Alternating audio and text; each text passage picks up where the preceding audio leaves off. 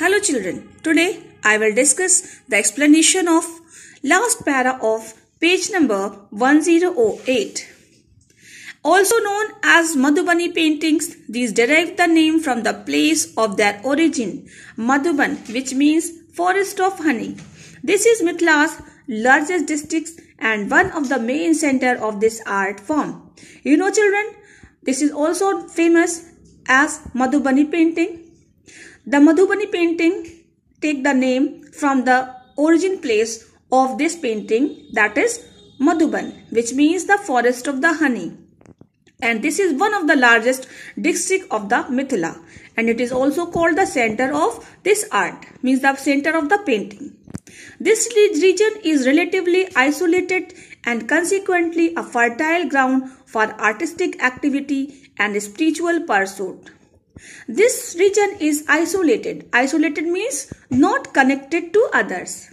It is full of peace and calm, and it becomes the fertile means productive land for the artistic activity and spiritual pursuit. Spiritual pursuits means religious or the divine activities like yoga, concentration, dhyan, you can say, that is done by the saints. So this become the place for the artistic activity and the divine activity related to God.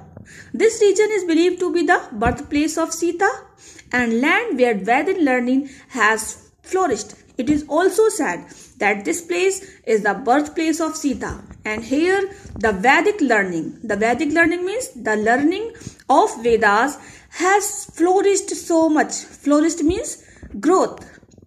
Hence the birth of Mithila painting in such an enriched environment is not a surprise. So in this way, the Mithila paintings take their birth in such an environment, and this is not the issue of surprise, because this is the land that is rich with the activity, spiritual pursuits. It is also the birthplace of Sita and the place of Vedic learning. So it is very common thing that Mithila painting also take birth here. This art form, with little change in the basic style, has been treasured and handed down through generations. Now this painting passes through the different generation, so its style something changed from the basic style.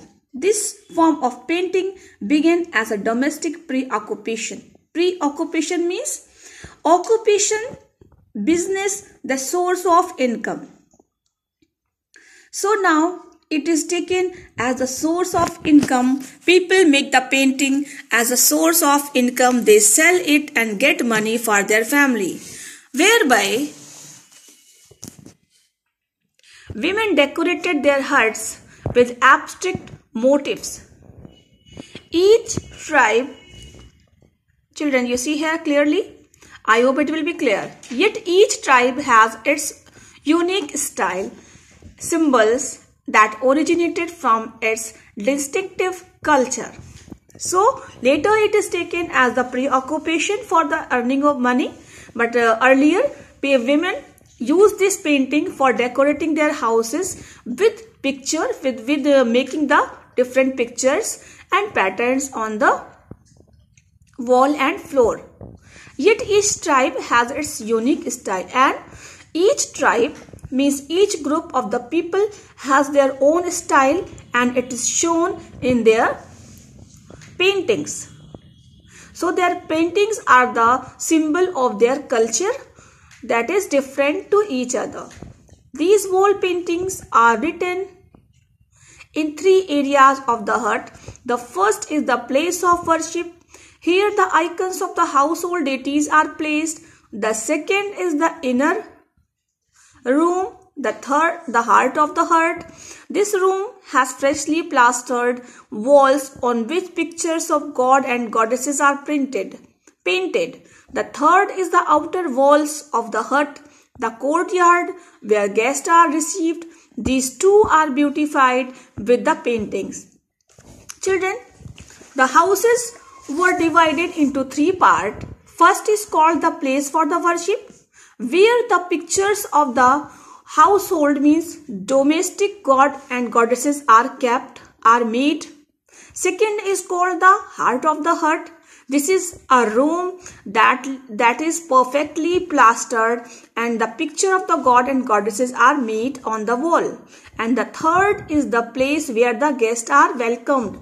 These all are very beautifully covered with the paintings. Let's see the next para. Okay children, rest we will discuss in the next audio. Okay, thank you so much.